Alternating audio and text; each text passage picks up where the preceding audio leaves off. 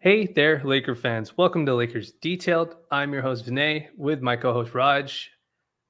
The Lakers are fresh off of running into the buzzsaw, which is the Oklahoma City Thunder, who are now, I think, 12-1 and just ripping through every single team that exists in the NBA. They look like the team to beat. They've been doing it without Jalen Williams. The Lakers lose the second game of this road trip that they've been on. They're 1-2, let down against Atlanta, second half explosion against Charlotte, and then obviously they get whooped by the OKC Thunder.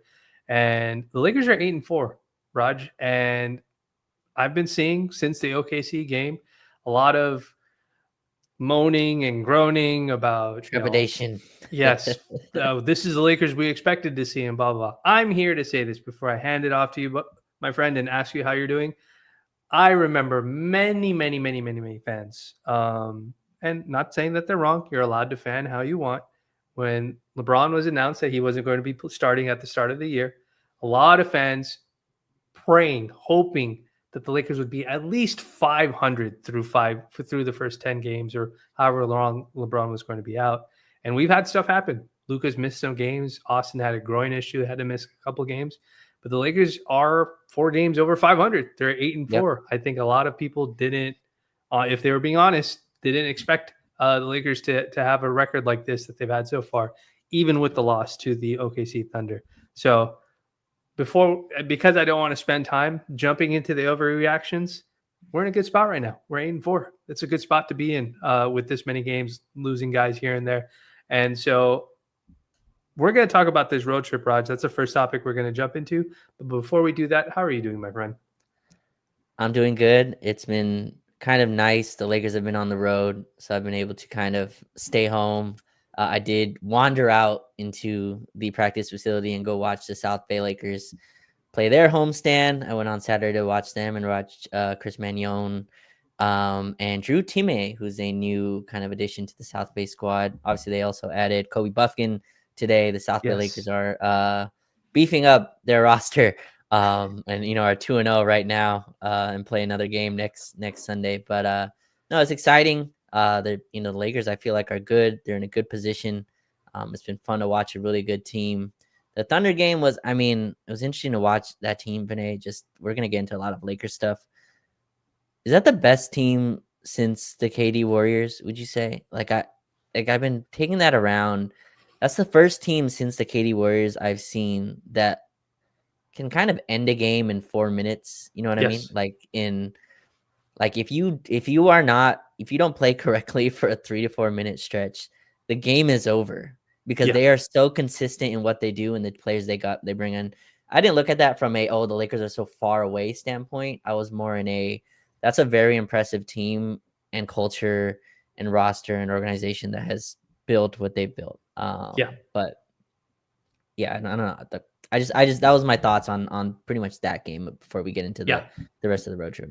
Yeah, that game for sure. I didn't get to watch it live, so I had to watch it in real time, in replay. I was on a flight back home. I've been traveling the past 10 days, and I'm just glad to be back on the West Coast. But that game was like a game where it's just like, oh, you ran into a team that is clearly much better at executing everything that they believe in, and they're just way more connected than we are. And they were shorthanded. They didn't have Jalen Williams. They didn't have Lou Dort. They've been missing a couple of guys. No matter what you say about the Lakers not having LeBron, it's just something that is we're just not there yet as a team. So I'm not shocked that we lost that game. OKC is one of those teams, I would say, to answer your question, are they the best team since the 2016? I don't know if I could say that or if they're better, because the thing with that Warriors team, the 2016 Warriors team, is that the one with KD or is that the one before KD? The one right before 2017 is the one with KD that I'm thinking of. The only reason why is because that 2016 team, I think that it over even that team going for 73 wins, I think is like extraordinary. But like that team, like Steph was like incredible. Like, and Draymond was like super, like Steph and Clay were like, oh, if these two guys are healthy and in the game, there's like an 80% chance you're losing this game if either of Right. these guys gets hot for a single quarter. So I don't know if OKC has that, but OKC has it like in a different way where they're like, Most no, definitely. we'll out execute you for like these 6 minutes with like four guards. We're gonna play like Alex Caruso, Kason Wallace, AJ Mitchell, and Bro, like it's insane. It's pick insane. anybody, pick a guy off of our bench. You know what I'm saying? Like and the only like star player we'll have on the floor is like Chet Holmgren, and watch we won't even get Chet the ball, and watch how we out execute you. And they do it in a different way. Their For execution sure. is because they're doing it without talent. Like like AJ Mitchell is not Steph or Clay. He's a great player. He's a great find. Sam Presti hits gold again with some of these picks, but like that's where I say the difference. So are they on a could they win 70 games or close to 70 games? Possibly. Like 12 and Um, 1. I mean, yeah. they're But at they're some point, nuts. yeah, at some point, I feel like teams are going to be like, all right, dude, we're not letting guys off the bench run us off the floor. But look, if they do it, then OKC looks like a team of destiny to do it again. But one thing I will say, they execute what they believe in and stick to Yes. those principles no matter what. Like that, they don't deviate from what they believe in. This was one of those things that I think was also unique to the 2016 Warriors. Like, if they were losing games, they weren't going to all of a sudden just throw everything out and be like, yeah, we're just going to ISO Steph for the second half of the game. They're like, no, we're just going to keep running this. We'll play smaller so we can play faster, or we'll play bigger so we can rebound better.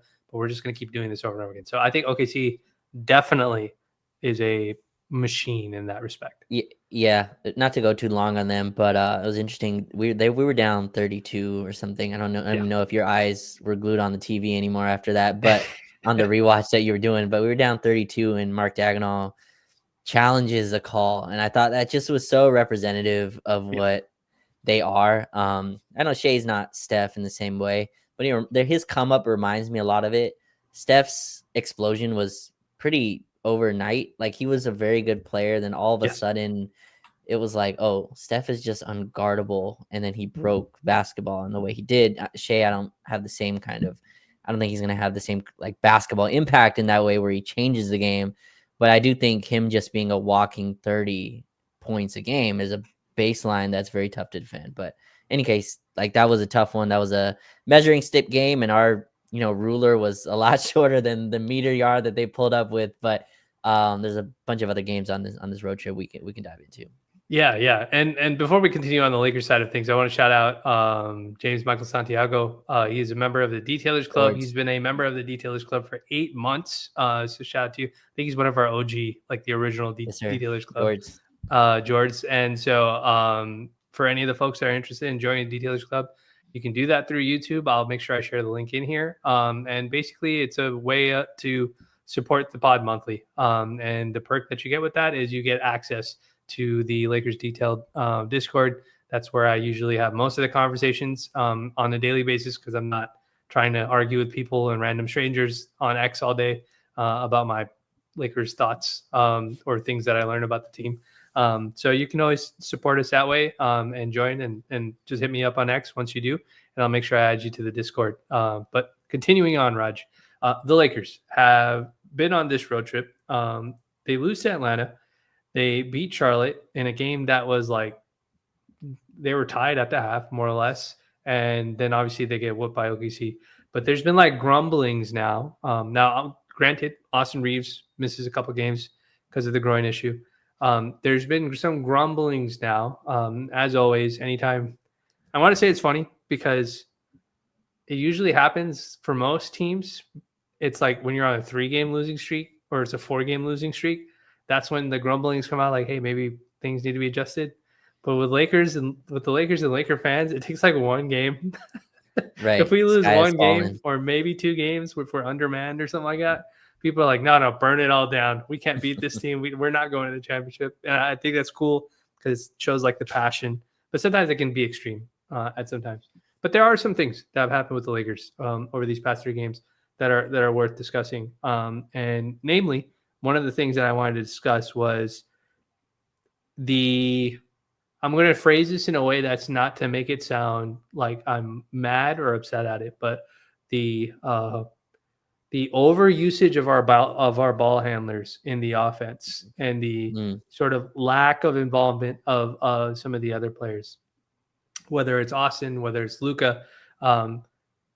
When players come back from injury, I totally understand they take a game to like get the rust off. Like Luka misses like 4 games, he's going to come back that first game and he's going to shoot the ball like 30 times. That's how he's going to get himself into rhythm. They don't have time to practice in between that. And often what happens is same thing for Austin. We've seen it with LeBron too as well. It's not uncommon for something like that to happen. But one of the things that I'm a little concerned about is that we don't deviate from that when things are not going, especially when we're trying to win games. And I think we lost Raj's video for a second. Raj, are you still there? No, we lost him completely. So hopefully he'll end up rejoining. But one of the things I've been concerned about is just kind of the overusage and just kind of some of the stuff that the workload that gets put on the Lakers as a team and our ball handlers as a team. And so the curious thing to watch, or the curious thing for me to see, has been how involved the Lakers get like guys like DeAndre Ayton or get guys like Rui Hachimura in this situation. In these situations or in these games where like things aren't necessarily going in the favor of Austin or Luka. And so that's one of the things that is interesting to see. Coach Rome saying clutch fans are at Raj's door. I don't think so. I don't think he's gonna get in trouble with that.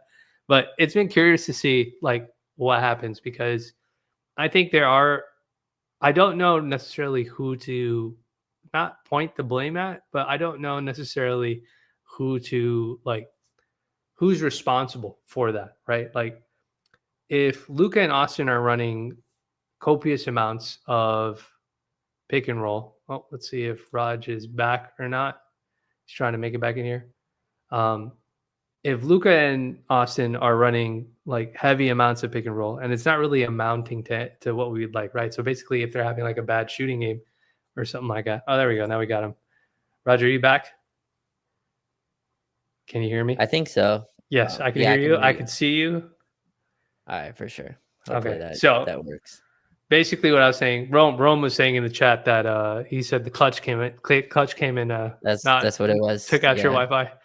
They were at the door. Yes, sir. If they took out your Wi-Fi and not mine, I'd be like, dude, what am I not doing enough of? That's true. Yeah, they got the wrong guy. They mixed this up. Anyways, so what I was trying to say is one of the things that I've been very curious to know about during this road trip, it's something that's been a concern of mine, is when Luka and Austin don't have it going, like they run a ton of pick and roll. We are a pick and roll team. And if they don't have it going, it seems like we don't really have a clear somebody to step in and be like, hey, we should get the ball to DeAndre Ayton a little bit more. Hey, maybe we should post up Rui a little bit more to get some shots in the paint, as opposed to just spamming this over and over again. Granted, this is not for like the rust, break the rust off your games. I'm talking about just in general. It seems like we have a problem there. Are you seeing anything like that? Because I'm curious to know who's responsible. Who should be responsible for that? Who should be responsible for getting other guys going? Is that what you're saying? Yeah. Yeah, it's tough because I've seen this as well as kind of, should Luka pass more, right? Should Austin pass more? I think Luka just naturally is a scorer, and I think he thinks score first and second. It's kind of one of the things that I've kind of learned watching him every day. Like he's not just going to pass for the sake of passing. You know what I mean? Like he passes if the defense kind of takes away his scoring. I do think there's a limit there where I think that's a coaching staff thing, but it doesn't feel like we have any counters to like ball pressure or, when teams get super physical or they take away the role. I feel like that just takes away a lot of when our offense could run clean. But I think there's places where Ayton can get the ball more. There's places, I guess, where Rui can have some more isolations. But I think overall, when your backcourt's averaging 65, 70 a game, this is kind of what it looks like until LeBron gets back, I guess. We just don't have another ball handler. The other guy in the starting lineup that's like our ball handler is Marcus Smart. And He's been a hell of a his ball handling is a roller coaster, I would say, every single time. Either, he'll drive and score. Sometimes he'll look like, it's my turn to take a step back three. I just watch you Yeah. two do it for 5 minutes. Like it's my turn. You know what I mean? And Yeah. so, yeah, I think that's just how it is. Like we have, obviously Gabe is out, and then like the drop off from Austin to the next ball handler is so massive, like that. I Yes. don't really like. I can't really blame Luca and Austin for sometimes resorting to a step back three or taking a mid range fade. Like there's just no other offensive creation there. So I'm not sure where I guess the blame goes to. But against teams like Atlanta that ball pressure like crazy, Oklahoma City also ball pressures like crazy, I think the Lakers Yeah. gonna have issues. Like you have two guys that really create your offense. If you stunt both of them, there's not really another option again Yeah. until LeBron, who practiced with South Bay recently, that we'll get into. But do you agree with that? I guess like there's just I don't think we have a ton of counters put in, and we just don't have a lot of other shot creation to where those two guys are going to shoulder a ton of the burden. And sometimes it's going to look ugly. Like sometimes Yeah. they're going to shoot 10% from three, and it's just going to look like that. Yeah. I think the ugliness is just something Laker fans have to get used to. I think that's just something that we're used to winning some games ugly. We're used to seeing ugly basketball from, like, we've seen Anthony Davis have ugly offensive games, but we find ways to squeak it out. I think in terms of who's responsible for it, I do think JJ has a responsibility to tell his guys, like, hey, we've attempted like seven, like you've attempted like seven step back shots here, and Yeah. you made like two of them. Like, all right, let's try something else. Not in like a way like, oh, you should correct the behavior, or he's a robot, like Luca and Austin are robots. But sometimes players don't realize like the situation, because like if they played 5 minutes of basketball and Luca's already shot the ball like 7 times, but that's because it's still within the flow of the game. They're generating turnovers. He's just not making them. He may not realize that he's cannibalizing a lot of those possessions and nobody else is touching it. I'm not saying he's trying to do that. Sometimes that's just how it happens. And so it Do you feels see like that changing? Do you see like Luca? Because I've seen this already seep into a lot of the conversation of like, oh yeah, like Luca's got to change his game. okay, Do that's you a good see that? question. Do you see? Because I don't see that Yes. happening. Like I think Luka Doncic is Luka Doncic. Like you Yes. gotta know what you traded for. You know what I mean? Like this is what you traded for. Like Yes. this is what he is. Like you're gonna. There's obviously pitfalls of it. Luka's not above all criticism. But I just like the idea that I don't know. I like he's taking like I don't know how many threes per game, but it's a ton. And there's a lot of step back threes, and there's some numbers coming out about his rim, his rim attacks have kind of deteriorated as the years have gone on. I think that's an interesting thing to kind of Yeah. keep track on. But do you see his game changing all that much? I think this is the way he plays, and like you're gonna get the Yes. 55, and you're also gonna get some ugly shooting nights. I think this is Yes. the equation of Luka Doncic. What do you think? No, I think if you asked Luca that question, Luca, should you pull back a little bit here? I think Luca would look at you and be like, "What do I get paid to do? Like, I get paid to score the basketball, and so how am I going to score the basketball if I don't shoot?" Now, is that the answer that we want? Probably not. But this is one of those things. Like, I've said this before many times. I think I said it about LeBron, Anthony Davis. I said about a couple guys over these past however many years. Um, like, I grew up watching Kobe. Like, Kobe was the reason I really got into basketball. And I'm not one of those Kobe fans that's going to be like, no, he could do no wrong and stuff like that on the basketball court. Like, I've seen Kobe shoot us out of games, and I've seen Kobe win games. Shoot us back Even into the same game right, shoot that us he shot back us into out the of. same game, right? Yeah. And look, bro, it is, you lose your mind watching that, because it's amazing when those shots go in. And but at the same time, that's part of the roller coaster. And if Luca is that guy, if he's your guy, like that, you have to be able to live with it. There is, you and I say this all the time. You can never discount the human part of basketball. Like, there is a human part of basketball. There's a human part of Luca that goes, hey, I know I'm 3 for 10, but I'm going to keep shooting this. I'm shooting 30 times tonight because maybe my team needs it. Like, maybe the other guys aren't. There was a discussion. This is a sidebar, Raj. There was this huge argument on Twitter about Cade Cunningham shooting the ball too much in a Oh, he game shot like against the Wizards. 45 times or something like Yeah. that. And it turned into like this efficiency these like efficiency people arguing with like the basketball, we don't care, we want to win the game purists. And I probably lean towards the we want to win the game purist types. But like my whole thing was just like, bro, I don't care what team they're playing against. Like if you have to shoot 45 times in order for your team to win because you're missing your second leading scorer, third leading scorer, and potentially your fourth leading scorer, go shoot it, dude. Like I don't care. Like you get paid max money to score for us or to do something that we can build off of. So do I want him doing it for the course of the entire year and not getting his teammates involved? Obviously not. But in a single game situation, I don't have an issue with that. And what I will say, to roll it back to this, I don't think Luka has done that all season. I don't think he's just been jacking up shots all season. I think he's had games where he's really kind of picked apart defenses. He gets his shots off, so he softens up the defense and shoots it around. So I'll give him that. I'm not going to be upset over a small game sample just yet.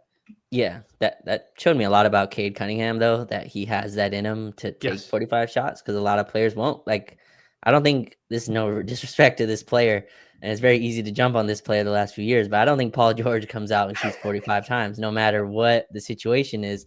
Doesn't matter. He could be playing with all G League guys. He's not shooting. Can I give you another one? Your best friend, Kevin Durant, seems to never want to shoot the ball more than 20 times in a game, even though he should be shooting more than 20 times in a game. For some reason, he's just like, once he gets in 19th shot attempt, he's just like, nah, I'm not going to shoot the ball anymore. And I'll be like, dude, what the you have like, you're like 10 for 19. Shoot the damn ball, bro. Houston's fighting for their lives. You guys are relying on Reed Shepherd or something like that to score.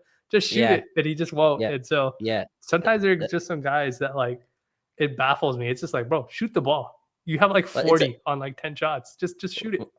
I remember Kobe would like talk about like it's tough to get 30 shots up in a game. Like it looks like chucking, and sometimes it can be, but that's still a skill to get up that many shots. Roman asked a good question. I kind of want to ask it in a different way, but are you guys concerned about Luka and Austin shooting 23s a game, even though they're two better in between paint scoring guards in the league? Is that a function of the personnel? You know what I mean? Like this is something I noticed against OKC in the first quarter, and I think teams do this to the Lakers a lot, but they because the idea is, well, Austin should be spotting up, right? He should be taking spot up threes, or Luka should be taking spot up threes. There is no situation, like if you're guarding, especially without LeBron, if you're guarding Luka and Austin, this is the way I'm just seeing it. There's no situation where Austin's the guy you play off of. You know what I mean? Like teams aren't leaving Austin open. Like they're leaving Rui open, Bando, Marcus Smart. And I wonder if that's kind of the reason that, because I watched it last night, Luka was trying to go one-on-one with Shea, and the conversation was, Chet shut him down. Where it's like, if you watch, like, it's not Chet and Luka playing by themselves in Chesapeake Arena. Like, OKC has incredible help defense principles, and it's not like Luka can't just drive to the rim, because then there's Hartenstein waiting for him. I think, is that like some of the reasoning why you're seeing this 3-point attempt kind of balloon even more than I think usual, right? Those two are taking a ton of step back threes. And I wonder if that's just the way that the personnel is playing, or the spacing is kind of working out for them. Yeah. I first of all, this is a great question from Coach Rome of Coach's Den. You guys should definitely follow them. Follow their YouTube channel, the Coach's Den YouTube channel. Also, please follow them on Watch Playback.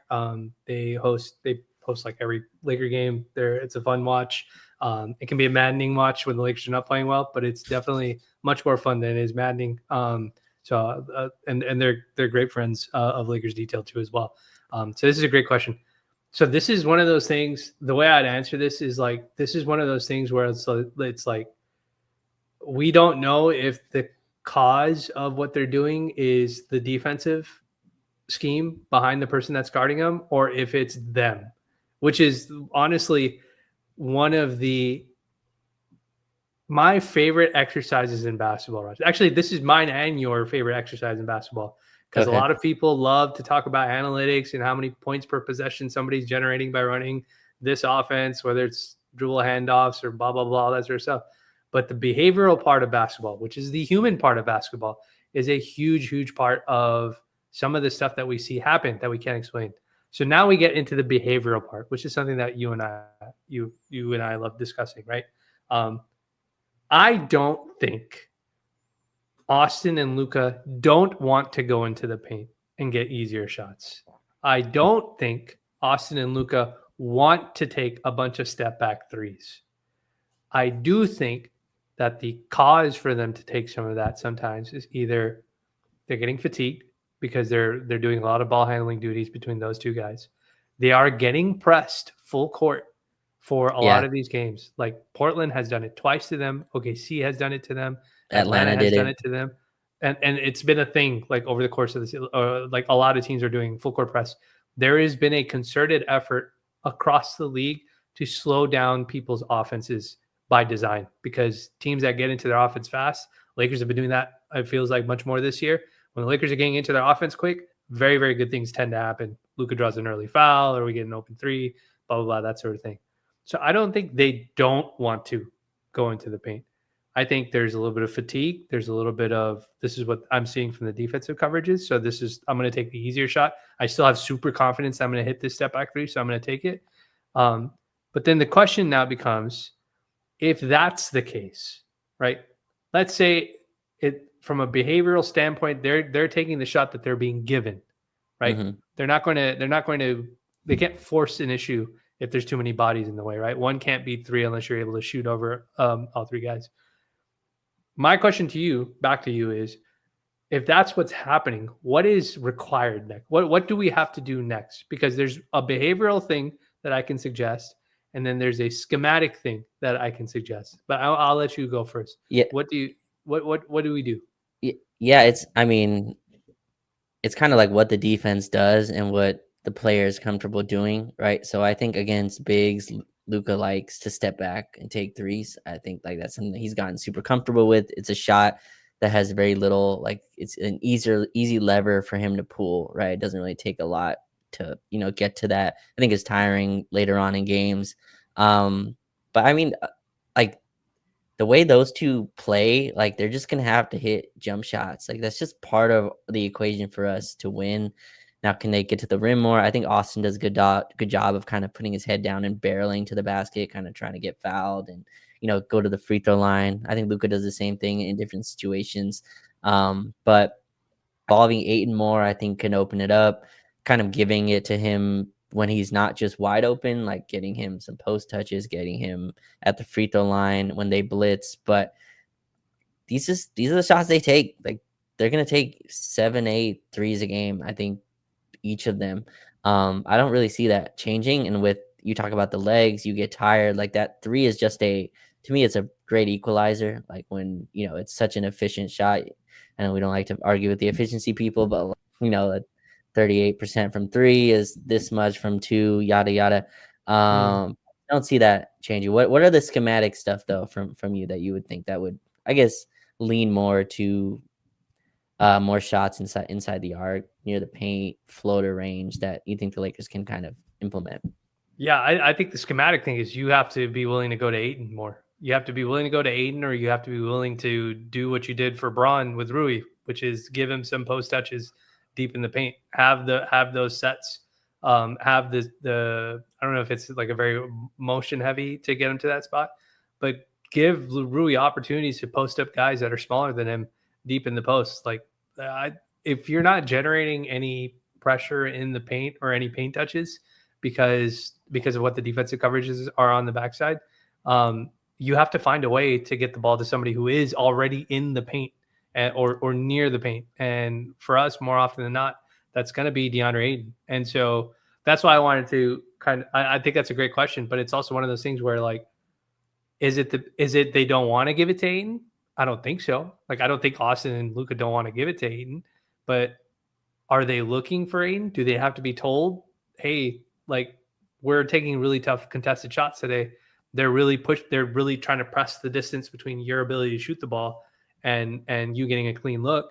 Maybe we do have to do it. There are teams that the Warriors do this really well. They know when teams are pressing the perimeter too much because they're worried about Steph taking a three or whatever, and they set up back cuts really well. Yeah. We are not that type of team. We are not a team that sets up back cuts at all. Like usually we get the crash from the corner by Rui or Vando or whoever it's supposed to be, or you get the guy in the dunker spot. But we are not a team that has that level of synergy where a guy can back cut immediately and Luka will find him and Austin will find him, LeBron will find him. But Like LeBron's the type of guy who could run a back cut for us. I don't see Rui as being the type of guy that does it. Often we will get back cut by other teams if we're not Yeah. paying attention. So I think schematically, you might not have to go away from running your pick and roll offense, but I think there has to be some recognition at some point that and now I don't know if this is an active conversation between JJ and the ball handlers, or if this is something they have to just realize themselves. But at some point, somebody has to tell them that, like, look, I know you like this ISO against Chet Holmgren. I know you like this ISO against Rudy Gobert. I know you like this ISO with Jane McDaniels. We're just not making these shots right now. Like, you've attempted this 6 times. You haven't made it more than once. We do have that switch available. We do trust that DeAndre can finish this possession. Let's try to go to that for a possession or two and see if we can, if you seeing that player put the ball in the bucket helps you make the shot when you finally go and take that isolation the next time. Because basketball works that way in a weird way. And so I don't know, like, again, like when I asked you, like, who's responsible for this? Like, who's the one to tell them, yeah, he's open? Like, let's trust your teammate. You'll get it back in the end. You're still going to get your however many shots you're going to get. And so that's the part that I think that's a great question. That's the way, like, I think of it. It's like, is it just a tap on the shoulder, Raj? Is it calling a timeout, breaking the clipboard, and being like, yo, trust your damn teammates from JJ? I don't know.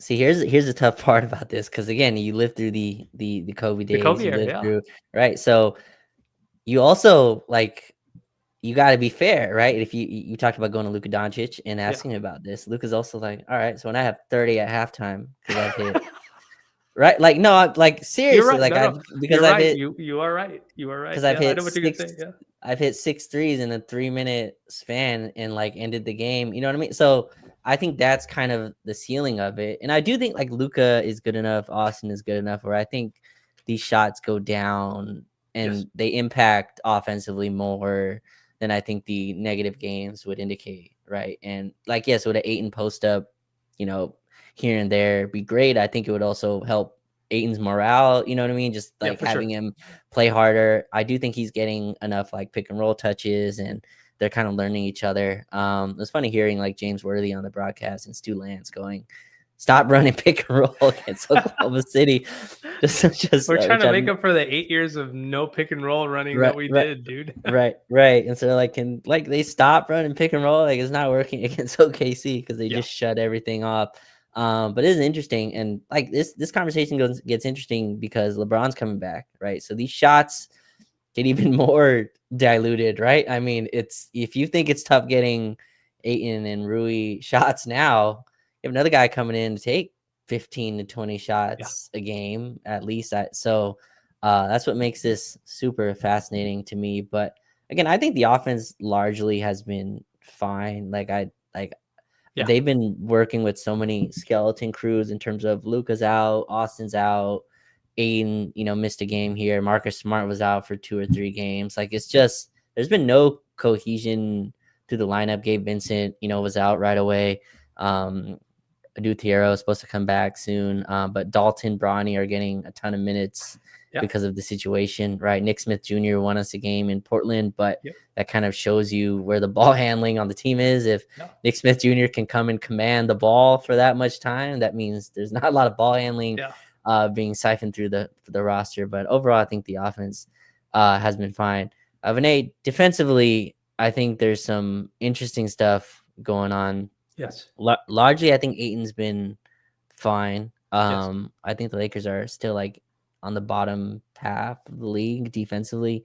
What have you seen defensively from this group? Obviously, context, no LeBron, but just overall, we have 12 games now of a good sample defensively.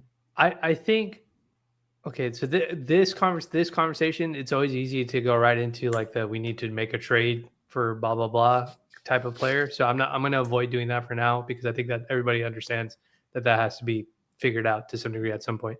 I think as of right now, at least to be an average NBA defense, I think the team has enough bodies and enough talent to do that. I think the issue with the team is we don't necessarily have the motor and the IQ to be a very good defensive team.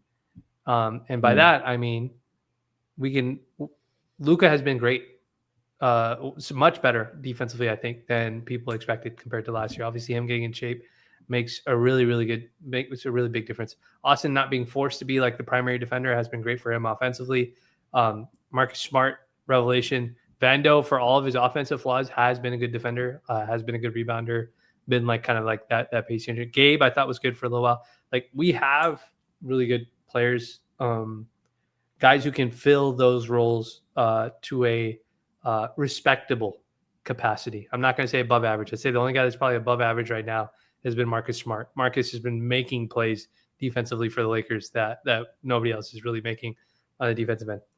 Ayton is the interesting one because I think he's been doing a really nice job sort of trying to anchor the defense for Lakers. Like he's had games where he's really affected shots. He's had games where him being available, like in the paint, like being in the paint, not being screened away by a Gortat screen, has made a difference for the Lakers defense. But the miscommunication is a little bit of a concern because we've had some, like this OKC game was a good example. You played against a team that knows how they want to execute their run, their offense, like, and they know what they're trying to do, what shot they're trying to get to, or where they're trying to get the ball. And like there was a miscommunication between, like, I think the start of the second half where there's a switch between Marcus Smart and Rui, and I forget who it was that slipped to the rim, and like he was like completely uncovered. It might have been Chet. He was like completely uncovered. Yeah, I think it was. And you see Marcus Smart get mad at Rui. I think it was Rui that he got mad at, and he was just like, "What are you doing?" And so, like, that being the case, like that can't happen. Like a championship team, that's one play, but like that can't happen if you're a championship level team. Like at the very worst, two players on your team should be like, "Oh shoot, nobody's guarding this guy. I'm just gonna go guard him. I'm right next to him. I'm gonna go guard him and hope my teammates backfill for whatever's being unguarded." So, I think they have the ability to get there. I think to be at least an average team, but my concern is everybody isn't wired the same way as a guy like Marcus Smart, and he's probably extreme because he's an extremely good defender. But we need some of our guys to be wired to be a little bit more defensive oriented. I'm not quite sure that they're there. I think Ayton's doing what we're asking him to do, which is patrol the paint, challenge shots as best as you can. If you block them, great. If you challenge them, great. But really, we need you to be able to single man box out against guys like Rudy Gobert and Chet Holmgren and Isaiah Harden, like all those big centers, because we don't want them to get offensive rebounds. I think he's done a fantastic job doing that. I think the other big dudes, right? If Luka's not on the perimeter and he's down, y'all got to help here too. And so I think that's something that needs to definitely get better. Yeah, I think Vando's been interesting. I haven't liked the Vando Hayes combinations. I think that is too detrimental. That's giving our guards, like, that's putting one hand behind their back while playing offense, and I do think there's a defensive add to that, and Hayes and Vando together raises your athletic floor. But that's kind of what I've seen defensively so far, is like our athletic baseline just isn't high enough night to night. Like I thought Atlanta really took advantage of that. Oklahoma City again last night, who might have the best athletes in the league. But I think that's kind of where we're struggling. But I think, to your point, Luka has been kind of what you would ask. I thought they tried to pick on him last night against Oklahoma City. And they're very intentional in what they do, even in regular season contests. Like they're very prepared. They went, at Luka multiple times, but most teams don't really, in the regular season don't do that as much. But I think Luka's been fine. Austin and Luka as a backcourt have done kind of what you expected. I think Smart's brought a lot of defensive motor and intensity and stuff like that. Ayton's done his job. But I think the bench guys, Vinay, is where, it gets really rough. Like Bronny, Dalton. I think he's competed defensively, but Dalton is just still extremely rough on the defensive end. Nick Smith Jr., right? I'm not really a defensive guy, but I don't know. Again, all this is tough to like gauge until LeBron comes in and plays his 30 minutes a game, and you can really understand where this team is defensively. But I think right now they've kind of survived, and an 8-4 record is an 8-4 record. I mean, they've played a ton of road games so far, and they had the great game at home against San Antonio where Rui got the amazing charge, on Wemby. And I think Rui's kind of done his job defensively as well. But you're right. There's some miscommunication stuff. There's I think just an athletic baseline that we don't have. Mhm. There's other teams that are just ahead of us chemistry wise and athletic wise. One thing I would want, and this goes into the trade stuff, I guess. We don't have very many ball pressure guys other than Yeah. Smart. I mean, even Smart at this age isn't really a guy you want picking up full court. Mhm. Vando does it to such an extreme level, but his minutes are so oscillated from he plays 5 minutes to he'll play 15, just if he can survive on the floor. We just don't have a guy that we just, and maybe this is where a dude comes in who knows Mhm. who's set up to play, but a guy you can like say, all right, go guard that guy go guard their best player for 20 minutes and pressure him and make it tough. That's something that like I wish we had. We switch still Vinay way too easily. Yeah, I'm We with you do on that. Yeah. we do this veer switching where it's kind of like I'm gonna try to play defense, and once my guy gets past me, he is no longer my responsibility. He is now the responsibility of the guy Yeah. who is now closer to him, and it brings this. I don't know. It's not a very intense. It's not an attacking type of defense. And it's something that I wish we had more of. But again, when you have the backcourt, there's only so much you could do. Yeah. So we'll see when Yeah. LeBron gets back. Yeah, I think we're going to talk about LeBron and what sounds like it's going to be his imminent return to the team. Like you mentioned, he's been practicing with the G League guys. Yeah. But I'm with you. I think December 15th is going to be when most players are eligible to get traded. I think you're going to start seeing the insiders, whatever you guys would like to call them. You're going to see those guys start kind of beefing up that machine because that's what really gets NBA Twitter going, trade machine stuff. So I think for sure we have to lean in that direction. Like that, if we're looking for players, if we're looking for player types, I think the offense is fine. I think the baseline of Luca, Austin, and Aiton, and I keep including Aiton because we've seen that when other guys go down, turns into a 2010 guy because he starts getting like the volume that a 2010 guy normally gets.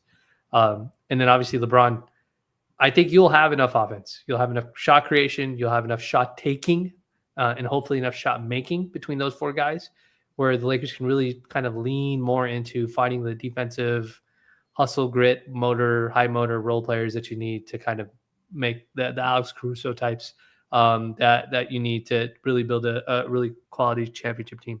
So I think they'll definitely have to lean in that direction. But there is a big part of this, Raj.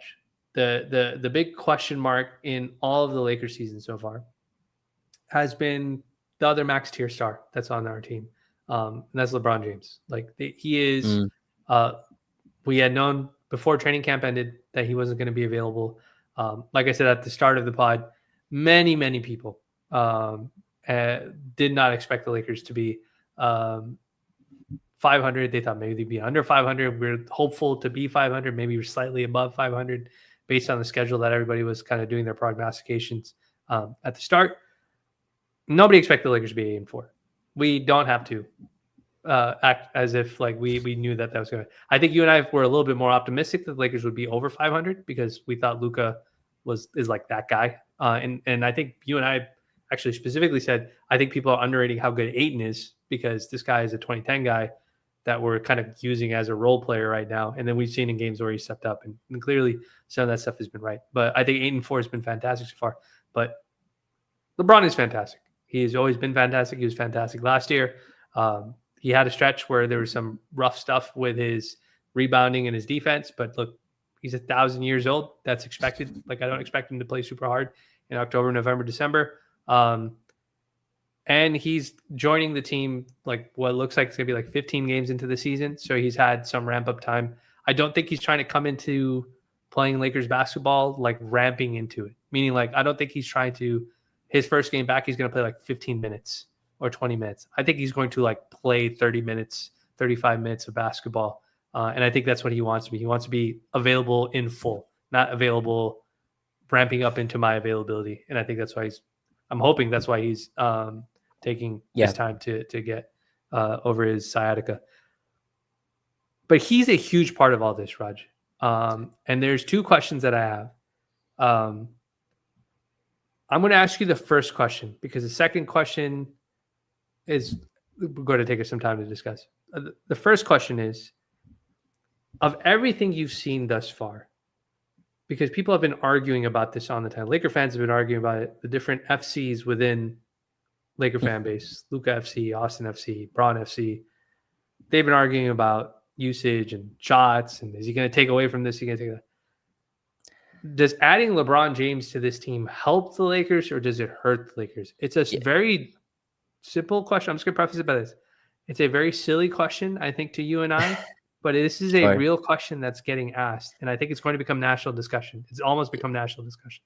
So I'll ask you. Yeah. I mean, I think it's a silly question. I think it's been discussed in a silly manner, and it's discussed in a. It's funny. This question is kind of representative of how basketball conversations have diluted to, in my opinion, where it's very much. Obviously, there's a real contextual conversation you can have here, and then you can just go extreme, take artistry and go into the Lakers don't need LeBron, they're 8-3, whatever it is. So obviously, LeBron James helps the Los Angeles Lakers, of course, like he helps them. I do think there's an interesting equations that need to be solved when he returns, right? I mean, he has a backcourt, one who was averaging 40 a game, and then another one that's averaging 30 a game, right? Or whatever Austin's at now. It's probably dipped below the 30 mark since the last few games. But in any case, a backcourt that's obviously gotten very used to Vinay having a lot of shots, gotten very used to getting into a lot of rhythm, very used to having their own units to run for the entirety of the game, having a turn-based, turn-based has negative connotation, but a kind of turn system where each of them, take a chance at running pick and rolls, isolations. I was looking at this. I was canvassing the league. I don't know any other team that has 3 ball handlers that basically you can project to have a 30% usage on the team. Like it's just that I don't know a single other one. Yeah. OKC has Shea and Jada, right? Which that's 2. The other guys are pretty much play finishers. Yeah. Boston's the closest, but Derek White is still more of a connecting piece that really can score. But obviously no Tatum this year. But again, you canvass the league. The Clippers with Kawhi and Harden and maybe Beal, who's now out, which we'll get to. But even then, Kawhi plays so sparingly that it's mainly the Harden show. My point is, I think this is a unique situation around the league. I think it's a good problem to have. But, good problems are still solvable, things you need to solve, and those type of things I mentioned. But Lakers are better with LeBron James. I mean, this is a no doubt yes to that question. Yeah, so I think I'm with you 100%. I think there should be zero confusion if LeBron. Now, the only time where I would say LeBron is not helpful to the Lakers is if he's not not good. Like if the sciatica is really bad and he's struggling to make it through games and he's like a shell of his former self, then that's a bad thing for the Lakers. But I don't think he would come back to play basketball if he was in that capacity or anything like that. And so if he's back to just being the guy that he was last year, I think that's great for the Lakers. I think that's even better with a healthier Luka, a better center, an improved Austin, all that sort of stuff. So I don't think there's any confusion about that. Now, we talked about this on the last pod. I think the number one goal for the Lakers is going to be, for JJ specifically, is how do I get all 3 guys into rhythm going into the fourth quarter? The last 5 minutes of the game, if it's not a blowout or we have a healthy lead, how am I making sure that these guys all find some sort of rhythm going into that situation? I think that's going to be the most important part for the reason that you described. All 3 guys are capable of handling a 30% usage rate in a single game. And in extreme situations, that usage rate is going higher. LeBron helping adds another ball handler that can bring the ball to the court that can't be pressured, and helps alleviate some of that. Another trigger man, another post guy. There's many, many things that LeBron has done, even at this advanced age, that makes him a really great fit. How they insert him is you've said before, you'd love to see LeBron be more of a screener in the screener role because he's so good as a screener. And obviously with Austin and Luka being so effective as ball handlers, it'll be interesting to see how that works out. But you and I also have seen LeBron be really great in the post. We just talked about, hey, if Austin and Luka aren't hitting their jumpers, can we go to the post? If it's not going to be Ayton, maybe we can go to LeBron. We've seen LeBron be very successful in the deep post too as well, or mid post too as well. So that's certainly going to have to get figured out. Now, the second question is this. Did you have something you wanted to say before I ask you the second question? No, go with it. Go with the second. The second question is this. This is the more tricky question, Raj, because we've just talked about the Lakers on the road trip, just kind of some of the issues that we're seeing with their defense. We've just said that LeBron is a clear upgrade. There is this situation where Rui Hachimura has played well in Bron's absence in kind of filling his role, being a guy who takes those little mid-range shots, sort of a physical bully. The rebounding numbers aren't up significantly like people would like to complain about, but we don't care about rebounding numbers. We just want to see an aggressive Rui on offense.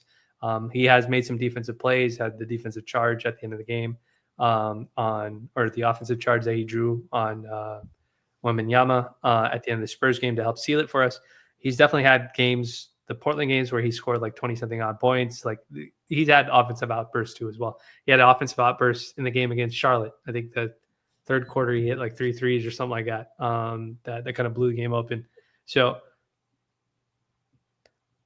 he's been good offensively. Lakers haven't asked him to really be a playmaker out of that. They haven't asked too much out of him defensively in regards to that, in regards to his role. He's been really good as sort of that insurance for when Bron is unavailable.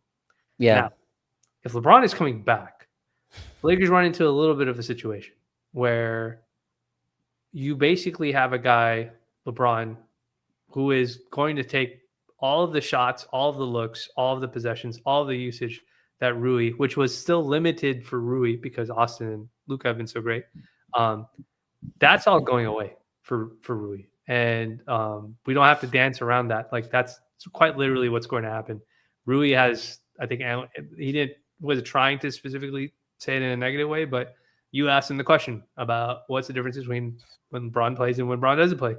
And he just said, well, I can drive more because he's not in the post. And he was very saying, transparent, Rui. Yeah, it was a thing at Braun, but it's like, yeah, no, I get it. Like he's taking mid-range shots. We see him do it. So it's basketball, so it makes sense. Braun's back now, Raj. So if Braun is going to play the 3 or whatever position, if they go back to that lineup of Braun, Rui, Austin, and now Ayton, now we run into a situation where we have a guy who's been really good offensively who's not going to get the ball anymore. Like you're not going to get touches or usage for a much superior player compared to you. My question to you is, knowing that that's going to happen and that the offensive output that he's good at is going to become limited because of his usage, because now we have 3 guys instead of 2 guys. What do we do with Rui Hachimura? Because I am of the mind, and I'll take the first stab at it. I am a proponent that Rui should be the first. He should be your 6th man off the bench. I think he would excel in that role. I think you can carve out a ton of opportunity for him in that role. And I think he would help add size, like beef up some of the size to help a guy like Jackson Hayes out off the bench too as well. I think you have to bench Rui. And I think you have to stick with a guy like Marcus Smart for the defensive usage. What do you think about that? That is the big elephant that I think is going to come up. Yeah. My guide on this was always, and the reason I kind of landed on Rui before the season, went on LFR and kind of debated this, but I kind of landed on Rui starting over Marcus Smart, and that was because I didn't trust Marcus Smart's health. I wasn't sure how healthy he is.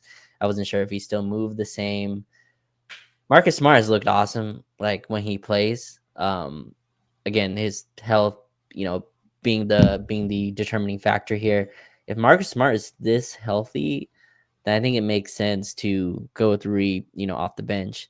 What I will say, Vinay, just being around like as much and listening to them talk, JJ loves Rui Hachimura, and I think so I think that's like he has been stuck to Luka's hip. Sorry, let me just read out this super chat. This super chat. Shout out to Brandon for the $5 super chat. Brandon says, when Braun comes back, Rui needs to move to the bench as a 6th man Smart needs to start. Rui can't play with Braun and needs to be Braun's sub, and he needs some ado minutes. Shout out to Brandon. I appreciate the super chat. I'm with Brandon. I think that it's just this is nothing personal against Rui. Look, I understand the human element of basketball. It's a contract year for Rui. Contract year, yeah. He's trying to get paid. And the other human part that you just described, he's buddy with JJ. He's buddy with Luka. The Lakers are putting him over all of our marketing material right now. Yeah, Rui's teaching us how to speak Japanese or something like that. So not just that, Vinay. Like again, you're going with the human element. I think Rui's done everything they've asked, right? Yeah, he's hit huge shots in timely manners. He hit huge shots against San Antonio. I believe the road game in Portland. Like he's hit big time shots in crunch time. He's making all his shots. Basically, he's shooting like 60% from the field. He's the best mid-range shooter in the league right now, or something like that. Just has been elite. But even with that said, obviously you're not going to prioritize Rui over LeBron. That's just not going to happen. Shell makes a good point. Release valve Rui. I like that. Rui, yeah. And so that's what he's been like when Luke and Austin have nothing. Here, Rui. There's 8 seconds on the shot clock, and Rui be like, "Oh, thank you very much. Let me get to my mid-range turnaround fadeaway cash." And that's a very useful thing to have. I'm with you. It's tricky. If I had to predict, and I'm just predicting, this is just me, Raj, predicting here. I think Rui and LeBron start. I think it's Luka, Austin, Rui, LeBron, and Ayton. I would totally predict that, and kind of success would be the guide on that. But I don't know. I think Smart obviously has made a lot of sense, and he's stolen a lot of Laker hearts in a way that is unexpected from a Celtic, but he's done it in such a defensive way, and I think he's been great at what he does. But I had to predict. I think Rui starts, even with LeBron back, and I think it's gonna be clunky. I do think that's your most 5 talented players. I think if you were just to list the 5, we've argued this too. We're like, if you play all your best 5 talented guys in your starting unit, then you can't complain about your bench unit not being good, because you're not balancing out especially the offensive talent. Like you're playing your best 5 offensive players, and you're not balancing it out. So then when your bench comes in and they can't score or whatever, and you're like, oh, why is their bench scoring down? Well, all your best scorers are in the starting lineup. You're not going to have bench scoring. Shout out to Not Your Average Traveler on YouTube for becoming a member of the Detailers Club. If you're on X, you can message me, just DM me, and I'll add you to the Discord. Actually, you don't even have to do that. I'll add the Discord link in here, and then you can join via the Discord link in the chat, and I'll upgrade your role so you're able to join the Detailers Club in the Discord. But shout out to you. But sorry, not to derail your thought, Raj. I'm with you, dude. I think he's going to play all of them. And Laker fans are going to be pissed because they're going to be like, oh, we're doing this again? Like JJ didn't learn anything. But I think there is a thing that coaches do where it has to fail. It does. If they're winning 100% games, has to fail. It has to fail. Something has to be really bad with that lineup for JJ to be forced to make a change. So if Bron comes back and all of a sudden the Lakers are just blowing teams off the floor with that lineup, then JJ's going to be like, I was right. Like, if we just needed Luka to get, in better health and all that sort of stuff. But if it doesn't, like if you have late game issues defensively, blah, blah, that sort of stuff, I think that's when you'll see the change. But I'm with you. JJ's going to double down. He's going to be like, nah, I'm playing these guys. Well, I don't even think, it's not tough to dissect this or to research this. This is out there, but really likes to start. And so I'm not breaking. It's a contract year, bro. I'm not breaking news here, but go to Austin Reeves right now and tell him, hey, can you do Bron's coming back? Can you do 20% usage? Austin's gonna be like, what? I just feel like 40, 3 games in a row, bro. What are you talking about? I'm averaging 30 a game. And again, I think Rui can come at you and go, I'm shooting 30% from 3. I'm guarding. I'm the low man. I'm boxing out. You know what I mean? I'm doing as much dirty work as I can. So I'm with you. I think that has to fail. I think contractual stuff as well. Rui's making 18 this year. Now, there's an argument that Marcus Smart should honestly be making 25 because of what his real contract is. Yeah. Whatever, you can go with the numbers there. But yeah, I think it's really tough to just bench him, especially when the team is succeeding. Yeah. Again, like I think success can be your guide here. If they lose 2 in a row, then all bets are off, right? Then that position is up for grabs. Smart can come in and start whenever. I'd be very shocked if right away Ruiz is bench, but I think it's gonna be clunky. I'm so fascinated. Like where you went the first part of this pod going give Ayton some touches, and that's with not someone else having 20 shots. You know what I mean? And so, Raj, can I predict what the next civil war on Lakers Twitter is going to be? Oh God! All right, what's the next? The next civil war on Lakers Twitter is going to be LeBron's going to come back. They're already doing the LeBron's going to, like, national narrative has already been, oh, LeBron's going to hurt the Lakers when he comes back. Like, look at how good Austin. Like I saw, I think Gil's Arena. Shout out to the guys. Shout out Josiah, friend of the pod, both of ours. They were doing like the LeBron's got to get traded because look at these guys, they're balling, and he's just gonna run. I was like, all right, I know what you guys are doing. I understand the national media has found the golden ticket of gaslighting Laker fans and LeBron fans into warring with each other. But I think there's a real civil war coming within Lakers Twitter, and I think that civil war is going to be when Bron comes back and he's statistically good, meaning like he's averaging his numbers, he's not stepping on anybody's toes, blah, blah, blah. That's right. I think if he's good, but if for any reason the Lakers lose games or are not executing the way that they'd like, right? And again, I'm not talking about like 5 games in a row. Like Laker fans are going to panic after 1 game. It doesn't matter. Fan how you want to fan. We're cool with it. But I think that is going to start a civil war between the Bron folks and everybody else, where people are going to be like, well, he came back and this guy was doing well, and now his numbers are going down, and now why would you expect him to be locked in on the defensive side? You're not even giving the ball anymore on the other. This guy was doing this. I think that's going to start a civil war, even if he's playing well. That's the one thing I want to say, because if Bron is playing well, you would assume that everything goes up. Right, like the rising tide lifts all boats. But you may get situations where, you know, pockets of games look really ugly or whatever it is. And you know how Laker fans love to hyperfixate on the bad stuff, the lowlights for things that we have to improve. I think that's going to start a civil war on the timeline. And I don't know what that's going to look like, but if it turns into a Rui FC versus LeBron FC civil war, that's not really a fair civil war. I mean, the amount of soldiers on each side of those is. But Raj, what happens? Okay. Let me add it up. That's an unfair civil war. What happens when Austin FC and Luca FC jumps in on Rui's side? Oh God. What uniform are all these people wearing? You know what I mean? It's coming. This is going to be it's going to be Game of Thrones. There's a Game of Thrones happening in LA, I think. So if they win, nobody cares. Like literally nobody cares. Like I don't think any Laker fan who actually wants them to win cares at all. But I'm going to be very curious to see what that looks like, because somebody has to sacrifice. Basketball is not one of those things where you just add stuff to it and then there's not more shots to generate. There's still like an upper limit to the amount of possessions that you get.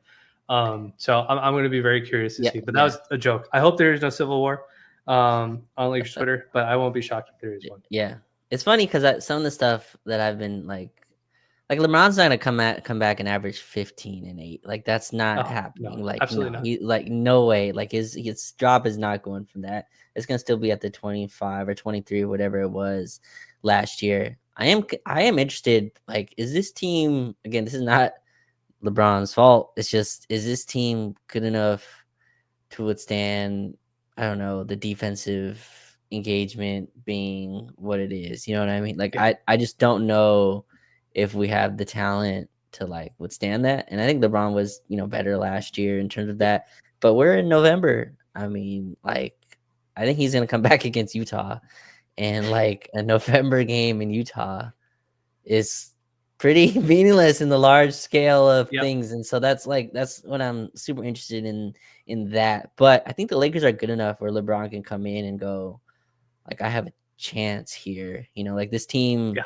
like to me, this team is good. Like this team is legit good.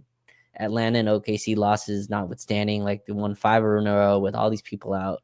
Like I Yes. think this is a legit good team. Jake LaRavia wouldn't even talk about had like 3 straight Yeah, he had a 25-point great games or Minnesota something. game. Great Like Minnesota game. Yeah. yeah, like he found his offensive role somehow.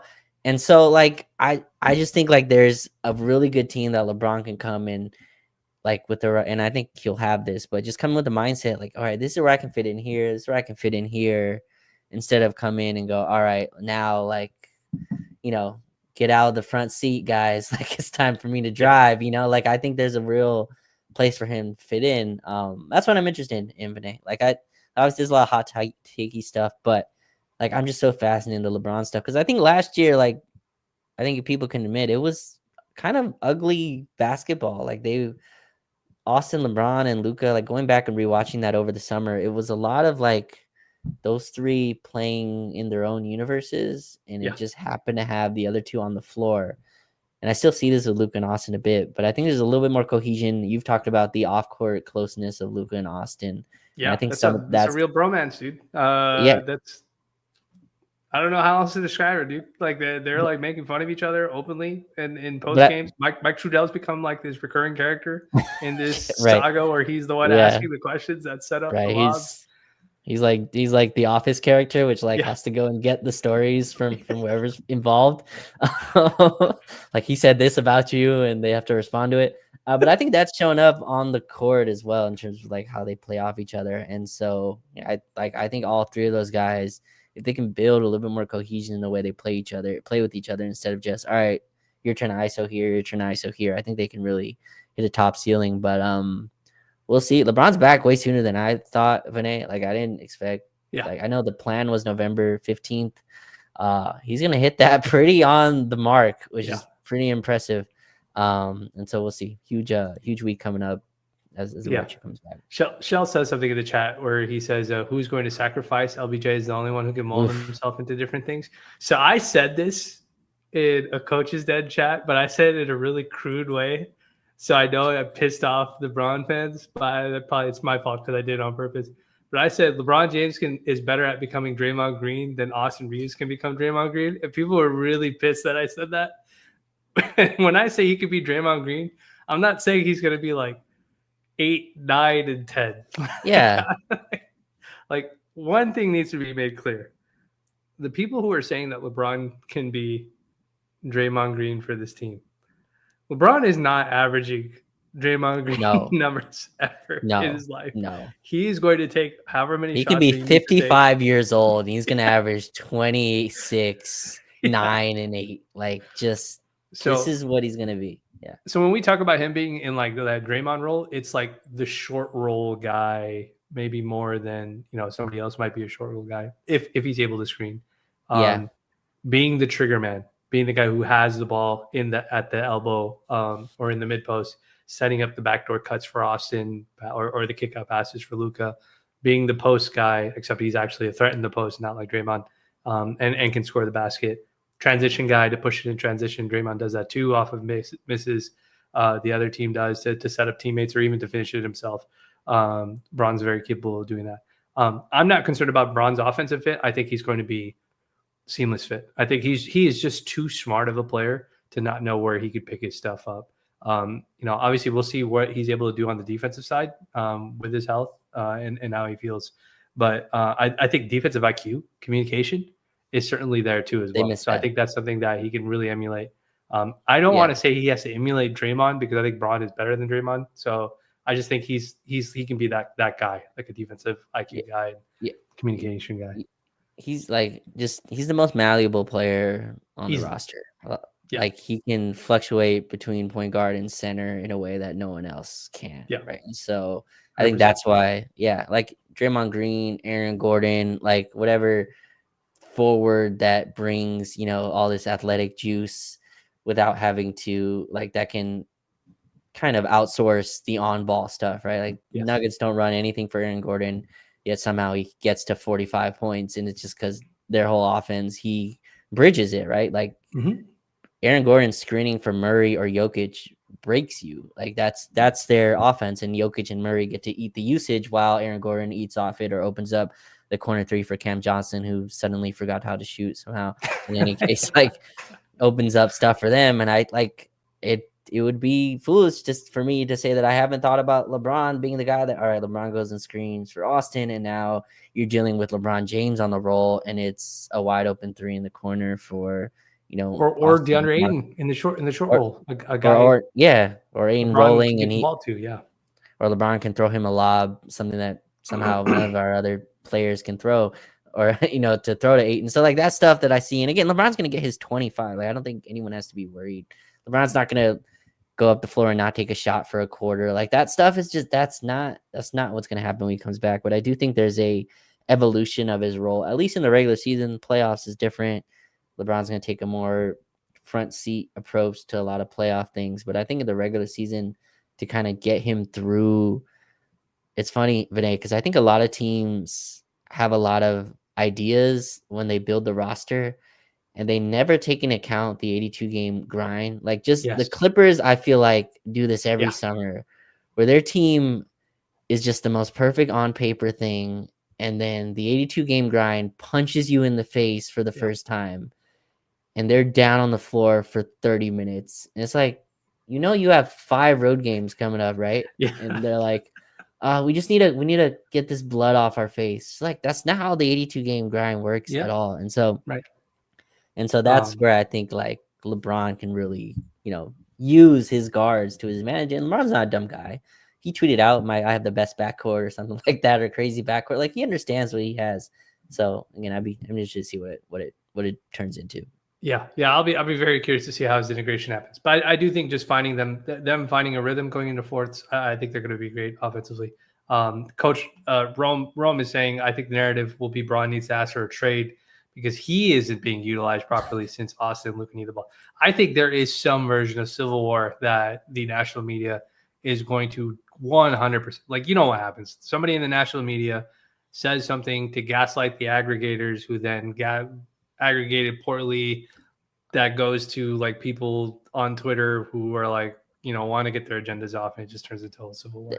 If they're losing, I think if they're winning, you can't really do much of that. Yeah. If the Lakers continue to win at the pace that they're at, I think they're at a 56, 57 win pace. Yeah. Like you're just not going to be able to, that won't hit home. Now, if they lose, there's a lot of leaks that are being held up by winning, right? Yes. Like contract year Rui, contract year Ayton, contract year Marcus Smart. Yeah. You can go down the list. But all that gets shoveled when you're winning. You can't complain about your role. In any case, so we'll see how it unfolds. So, Raj, we talked about the road trip. We talked about the defense. We talked about behaviorally, how figuring out the balance of overloading Austin and Luka, dealing with full court presses, having a full court press guy ourselves, balancing out the roster.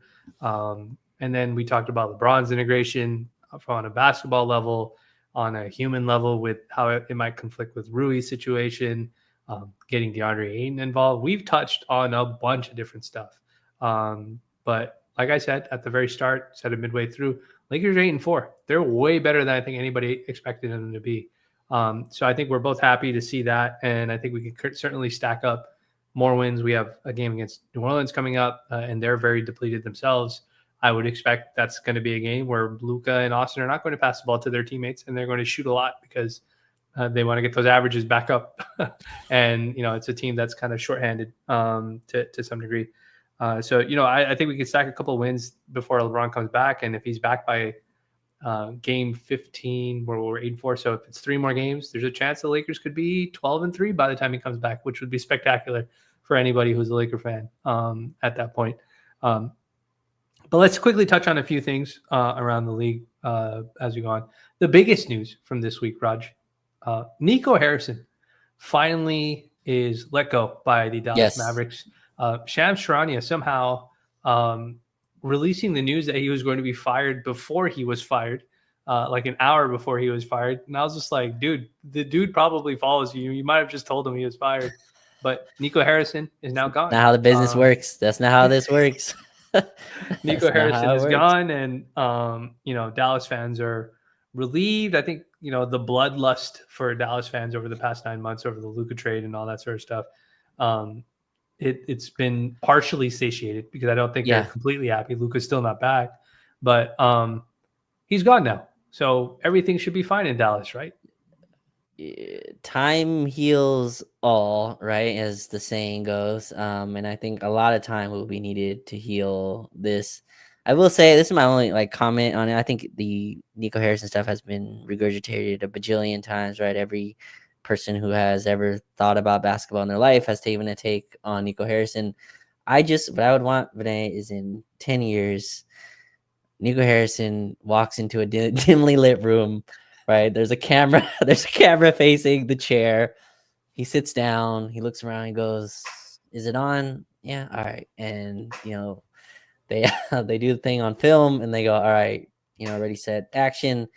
And he tells his real reasoning of True what the story. hell happened. Like a Yeah, so Netflix true crime yeah, like a murder Netflix. little Yeah, Netflix. I like the that. little Netflix thing where the public hasn't seen Nico in 8 years, and so he's been off the grid, and they pull him in to some desolated area, and they just find him and they put him in the room and like, all right, Nico, like, be honest, like Anthony What Davis, really happened? What really Max happened? Chris, because I still 9 months later, me and yours reaction is on film. Has gone to places that I did not think it would ever Yeah. reach. It has reached a bunch of People still people. sending it to us, bro. I'm Oh, rewatching this. Oh, like, dude, I haven't 100%. looked. Yeah, From like, my Instagram, like 8 people posted the reaction on the day he was fired. Like some people I'm not even sure I've spoken to in this year, but have like posted that reaction. But in any case, I just logically don't understand it. It is as bizarre today as it was 9 months ago. And yeah, it makes no logical sense. The bloodlust, I think, is valid. I think the reasoning behind it is valid. The Dallas Mavericks are 3-9 now. They are completely a Cooper Flag team. yes, They were a title contender that somehow signed D'Angelo Russell as their only guard this summer. Like, I just yes. don't understand what direction they went to. Dallas Luckily, fans are already in like 12 games. They're like, oh no, why did we get D'Angelo Russell? see, like I think D'Lo as the off guard to Kyrie, like that makes Oh my some god, basketball sense. But in any case, Raj, you are too nice. You're too nice about some I'm players, saying bro. like as a backup point guard, like your No, six for man sure. point Yeah, guard, you know what I mean? Like because obviously Kyrie's gonna be the starter with Max Christie and then yeah. PJ Washington, Anthony Davis, Derek Lively, which your starting lineup. D'Lo off the bench. But when D'Lo's your only guard, like That's a that's when problem. things Yeah. get that's when things trouble. So So I don't know. I'll give you the short conspiracy of what I think happened. I think Nico didn't make the decision on his own to trade Luca. I think there was an organizational choice that was made to trade Sure. Luca. I don't know what the catalyst. I don't. It could have been they don't want to pay him the money. It could be that they thought Luca was not serious because he was taking so long to get back from his injury. It could have been a myriad of different things. It could have just been new owner syndrome and new owners not liking the fact that Luca was so beloved compared to the new owners. Like there's so many different human reasons because clearly there's no basketball reason. Like the basketball reason doesn't make any sense to anybody. Not to Dallas fans. It doesn't make sense to Laker fans. Like it doesn't make sense to anybody in Not a the league single basketball person. wise. So I'd have to believe that it was something on a more human level. But I don't think it's something that he's like some sort of rogue agent within the Dallas Mavericks organization that was just like, no, I just really hate Luca. Like this is a guy who drafted Lively. They correctly tanked for the 10th pick that ended up being Derek Lively, which was a great find for him. He took a gamble on Kyrie Irving when Kyrie Irving was radioactive. Like that, Right. nobody would touch Kyrie Irving. Obviously, they have Luca. He gets Kyrie. He gets Lively. He takes a shot at Grant Williams. He takes a shot at Quentin Grimes. Bro, PJ A bunch Washington, Daniel Gafford, what a you got trade. like Like a bunch of different players that end up eventually becoming successful, and then you get a finals run. It's just too hard for me to believe that a person that not all perfect moves, but largely made really good moves for the team and safe, good gambles for on his team gets rewarded by his team going to the NBA Finals. You chalk it up and say, "Hey, look, Luka was hurt, calf issue, blah blah blah, whatever." Boston had been to the finals before; they were just kind of team of destiny in that situation. They really wanted it. We've seen that happen before. That's cool. I just find it hard to believe the very next season that same person in 6 months just goes, yeah, you know what, fuck it, I'm trading Luka. Yeah, you know what, I'm gonna trade the most important cornerstone. It just doesn't make sense to me. So I think my conspiracy Yeah. was, it was much deeper than that, and I think that's what the end result of it Yeah. was, and so just is what it is. Yeah. My final thing on that is like, I just don't take Nico for this like fumbling idiot. You know what I mean? Like that's not the vibe I get from him at all. And like, but hey, 3 months earlier, he convinced Klay Thompson to, Yeah, you know, turn against his home. Like his dad freaking is the radio play-by-play for the Lakers. Obviously for wanted Klay to forever come now. home. Yeah, His dad is a championship with the Lakers, like is a legend here. And he got him to choose Dallas. Like Klay left the Warriors, put that for the side, leaving the Warriors, convinced him to leave Golden State, which I think he already had his mind made up to leave. But in any case, convinced him to leave and bought him into, we have Luka Doncic. We just made the finals. Klay, come start for us. Come be our two guard. Like that was 3 months before he traded him for 8. None of this makes any sense. I think you're right. There's reasonings outside of basketball that, again, I hope come out in some form. Some people have said maybe Nico goes on the Rich Paul and Max Kellerman podcast and they get the tell all. So bro, have you seen the stories? We won't go on this too much, but they've been like blaming Nico for everything. They're like, yeah, Nico was trying to rush AD back from his calf strain so that he could potentially risk that was tearing a his story Achilles. out there. I was just like, that they started throwing like other stuff. Like there was just some stuff. It got to a point where I was like, all right, this story doesn't even sound real for any GM to do, let alone like Nico to do. Whereas it's like, I think you're just kind of throwing everybody, Dallas, whoever might have been part of this process that wants to distance anything from them, might be just piling everything on Nico. Like I said, like the fans were.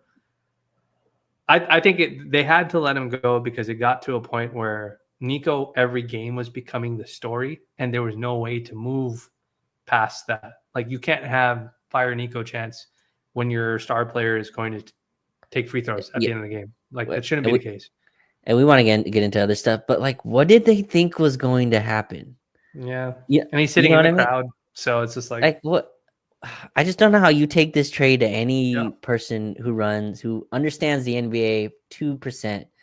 Yeah. Like this is what was going to happen. This was always going to be the case, unless obviously something catastrophic happened with Luka Doncic. But other than that, this was going to be a disaster. Now this was going to be a disaster later. They're lucky they got Cooper Flag because it would be an even bigger torture disaster. So, Nico Harrison out. Dallas now has to decide on their new GM. Somehow Mark Cuban has lured himself back into the room in some way as a basketball decision maker. It's all a very strange story, but it looks like Dallas is just going to go in the tank. Anthony Davis probably gets moved to some team which is going to be fascinating. If I had to take a guess, I think they're going for a full teardown. And I don't think they're like a full teardown as in they'll keep the young guys, but all these vets, Klay, Anthony Davis, PJ Washington is still pretty young. Like those guys that are in like over 30, like they're going to be gone. Like they won't be on the team anymore. And I think they're going to get very young very fast. And they're going to pivot to a Cooper Flag development season, but not like be awful. Like just, try to be as best as they can be. And quick 1 minute. Would you, if you're Chicago, like you're like, let's go get AD and let's do something in the playoffs this year? I would do it depending on what the cost is for AD. I don't think the price for AD is going to be very high. Like I think teams around the league are very, very low on AD because he can't stay healthy. Like I genuinely don't think. And I mean, they would be right. I mean, he just hasn't played very much this year. He's still nursing a calf strain, so it's like calf strain has now become like the big boogie, the boogie around words the league in the league because of the further risk. So, I mean, I would try. If you're a team that's willing to gamble, you could do it. If you can get Anthony Davis healthy by the playoffs, he might win you a championship, depending on the right team that he ends up on. So we'll see. Just don't go to Golden State or go to OKC. AD, of the Golden teams. State, OKC. I don't think OKC will do it. Golden State might try to do it, but again, Yeah, it's too many complicated salaries. A Stuff like that. lot of really big salaries do it. He might go east. A I scary could team see that could add Chicago. him. I don't know if they have the salaries to do Milwaukee. it. He's buddies with Giannis. I don't think he'll do it. I would like him not to go to Boston. Oh God. Well, I mean, he's not gonna go to Boston. He's Yeah, I would very just like good. him not to go there if he's Yeah, considering going there. I've heard Miami. Maybe Miami's a good place for him. I think him and that Bam are makes sense. friends. Yeah, that might work. So we'll see. We'll see what ends up happening. Raj, we were going to hit two other topics. We were going to talk about the Warriors thing and the Clippers thing. Let's just talk about the Warriors thing. We'll Let's do skip it. the Clippers thing. Clippers are awful. They stink. Chris Paul is not that good, so that's a celebration for me. They're really old. Kawhi is not playing games. James Harden is at the age of 37 or whatever, is being asked to be prime James Harden, which is very unreasonable. So I don't think we have to discuss that too much. We don't have Definitely a to. surprise, I would say, that their Have record is what it is. have you watched the Clippers at all? Yeah, I've watched a couple of their games. Yeah. What do you? We don't have to go long, but what do you think? Like, I think their talent doesn't match their record, and so I don't know. I watched their games and I can't. Are they just old and slow? Yes. Brook Lopez is super slow to Yes. me, but even him being slow, like they just, I don't know, something. John Collins, I like. Bogey, I like. James Harden's been awesome. Kawhi obviously has been out, but even that being out, Zoo doesn't look like the same player as last year. I don't think the To be a there is 9 for that a little talent. bit of like, you've been doing the same thing every single year with different players. We don't believe you anymore. Like, I think there's a little bit of that. Like, we know what you're going to do. We know that when Kawhi is out, you're going to run heavy amounts of pick and roll with James Harden, and we know that's what you're going to. You don't have anybody else who could. I will say this: I think they really underestimated how important Norm Powell was to that team. Because that guy was electric for that team last year. He was the guy that I was worried about when the Lakers matched up against him. I'd be like, bro, if this guy gets off, he's going to start hitting a bunch of bullshit shots on us, and we're going to lose these games. And when he was gone, and I like Bogey. I'm a big Bogdan fan, but he's not like Norm was crazy last year with what he was doing. So I Almost think an all-star. Yeah. So I think I understand why they did what they did, because they probably didn't want to pay him. But it's just one of those things where I think the league's caught up to them. Like they're just like, we know what you guys are about. We know that you guys are not that old. We know when your bench comes in, you got a bunch of old dudes coming off the bench. You have Batum, Chris Paul, Brook Lopez. All three of those guys are like 35 plus. Yeah. Yeah. And then Brad Shell is mentioning Brad getting hurt. Brad has been underwhelming, and now he's hurt. He's out for the season. So it's just like, in theory, it made sense what you guys tried to do. So I understand why people are hyped, but like you said earlier, like we can theorize all these lineups and the potential of these lineups, but it doesn't mean everything matches up the way that you want it to. Yep. Raj, let's talk about this Warriors thing. Yes. Draymond and Jimmy Butler. I think Warriors lose a game badly. I think the OKC or something like that. Draymond and Jimmy come out and kind of allude to guys on the team that were locked in towards team winning last year after Jimmy arrived, not being locked in now. The only reason I'm bringing up this topic is because, again, this is behavioral human stuff in basketball, which I think is a real thing.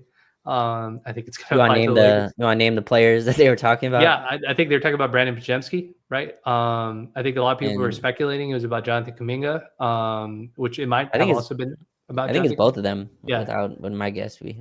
And it's turned into this thing where like the vets are like trying to call out the young guys, but then at the same time, it's just like young players don't buy into what vets have to say if they think they're better than the vets. So like if Jonathan Kuminga is like, I can go on another team and score 30 points a night or 25 points a night. Why do I care what Draymond Green thinks about me buying into whatever? Like this situation's already, these bridges have already been burnt over our contract negotiations. And I think Podziemski's made the news because he's come out and said he wants to be like better than Steph, or like, like he aspires to be even better than. I don't understand the hate among that. But I would think that's a compliment to that a player wants to emulate and be better than you. Like he's not saying it in a combative way, but anyways, it's turned into a thing, and I don't know what the end result of that's going to be. But I thought it was interesting because it now changes the dynamic of the locker room. Like it's one thing when you do it internally and you're discussing stuff in the locker room and it's just you talking to the young guys. But now when you're going out publicly and you're saying that to reporters and putting it on tape, basically, it can be received the wrong way. And so I'm going to be very curious to see what happens. But what do you think? What do you think the Yeah. end result of that's going to be? I'm always interested how a team responds to that because that's not a card you can play very often, right? Like Yeah. that's a card you have to be really you have to really decide when to pull it. They played that card after OKC and then they played the Spurs the next night and they were quickly down 33-17. Yeah. And so like you know what I mean? And so and then Steph Curry went berserk in the third quarter and took the game over as he can, as he uniquely can. I think it's interesting. I think not just the behavioral point is like Pods and Kaminga, I feel like, man, you guys have made 200 plus, whatever in your career. Like we're playing for deals. Like Pod's playing for his contract extension. Kaminga signed a 2-year deal, but it's a 1 year with an option, right? I think it's a player option on the end on Kaminga's deal. Or maybe it's a 2-year deal. I don't remember the exact deal for Kaminga. If it was a team option or a player option, but in any case, Kaminga's playing for another deal as well. Yeah, it's tough that it's the two timelines thing. I'm a fan of Pods. I like his game a lot, actually. Whenever he plays the Lakers, I feel like he does a lot of things I would want a guard to do. But Steve Kerr is one of those coaches and one of the few in the league that has the cachet to do whatever he wants. Team option, thank you, George. He's one of the few coaches in the league that has the cachet to do what he wants. Him, Spoelstra, probably it. I mean, I don't know. I'm blanking on other coaches with a lot of tenure in the league, but with that much job security, and he started the 55th overall pick. It's like you lost your job to Will Richard. Will Richard's been good. He's been solid, but both Kaminga and Pods lost their starting jobs. Will Richard and Moses Moody took the starting jobs from both of them, and I guess the reporting was they're going to keep it. I checked this about this. I think they won the battle, lost the war. You know what I mean, Vinay? Like that's how I see this. Like they won the battle that night. They beat the Spurs. But I feel like you lost the war a little bit when you embarrassed your young guys. And a lot of Fort Warrior fans are saying like we don't really care, like because it's been 3 years it's been 5 years with Kaminga, 3 years with Pods. It's kind of like you are what you are. You're not the heir apparent to Steph. It's very clear. So whenever Steph is gone, you will be too. So there's no like loyalty to that. You know what I mean? There's no like loyal connection to those guys in any way. But yeah, it's strange. The West is funny, man. It has teams crashing out after 12 games because that's how freaking tight Doug Christie is having. That was another topic.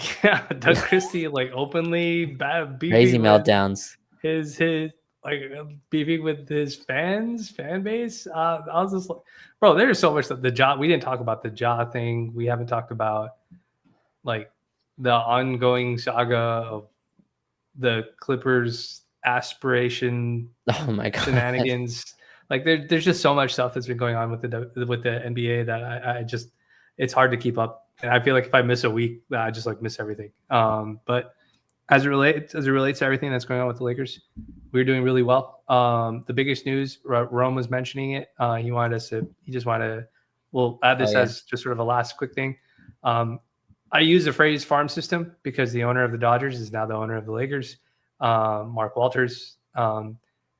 I like the idea of calling it a farm system. We call it the G League, but it's really the farm system. The Lakers have been amassing guards. We added Nick Smith Jr., we added Chris Magnon. We now added Kobe Buffkin, a guy that was on Lakers draft board, a guy that I like, different from Nick Smith in terms of the way he plays. I watched a little bit of him in Atlanta when Trey went down, I think last year or 2 years ago. And I'm very curious. They're grabbing these guys that were like, hey, this guy looks like he has potential. He's young, that sort of thing. Nick paid off on the parent team. So I'm very curious to see. I know you'll be attached to the G League, so it'll be interesting to see. Early Drew Timmy, they also added him. You mentioned him too as well.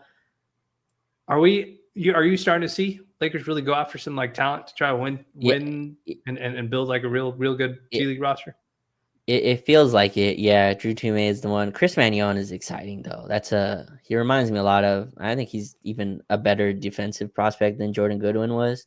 Goodwin kind of came a little bit more as a known guy, but Chris Magnon, I feel like he had like 6 steals, 6 blocks or something over the weekend. Just a ridiculously guy that can really stuff the stat sheet defensively. I do think Vinay, if like Chris Magnon was healthy, he's probably more with the parent team now. It's just he Interesting. missed the whole summer league, and then he missed like pretty much all the preseason.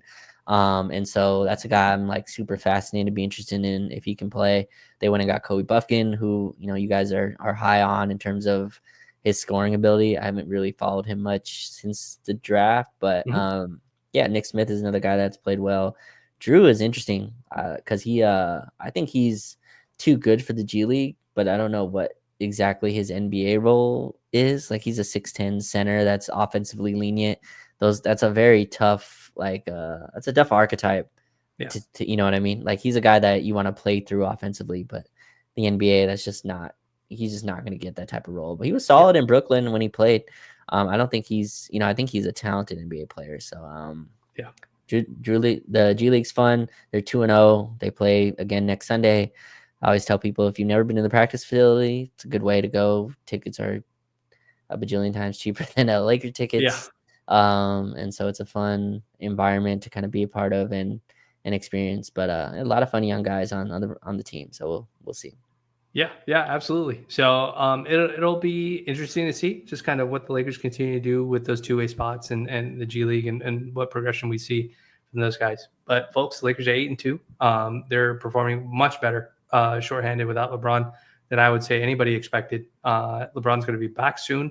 We're going to be very interested to see how the integration happens. If it's rusty, if we hit the ground running full speed, we'll see what the lineups look like. We'll see what the health of all the other players look like. Like Raj mentioned, Adu Thiero looks like might be close to coming back too as well. So as always, we'd love to see the Lakers continue to stack their wins early. Getting all these wins early, no matter how ugly or pretty they are, is always a good thing. So we're not killing ourselves in March and April on the road to playoff seeding. So I am glad that they are stacking these wins now and they're kind of figuring themselves out. So folks, we appreciate everybody that was able to join. Raj and I caught up on quite a lot. If you'd like to join, like I mentioned before, if you'd like to join Detailers Club, you can join Detailers Club via the YouTube. You join the membership, message me on X that you've joined, and I'll add you to the Discord. I've also shared the Discord link in here in case you guys want to join. I'll upgrade your role once you guys join the Detailers Club via YouTube. But as always, folks, we appreciate you. We appreciate all the support that you guys do. Like, share, subscribe, whatever it is. Tell your friends, whatever it is that you guys decide to do. We appreciate it all. And whether you're listening to this now or later, we hope you're having a great day. And if nothing else, we'll catch you in the next one. Take it easy. Peace.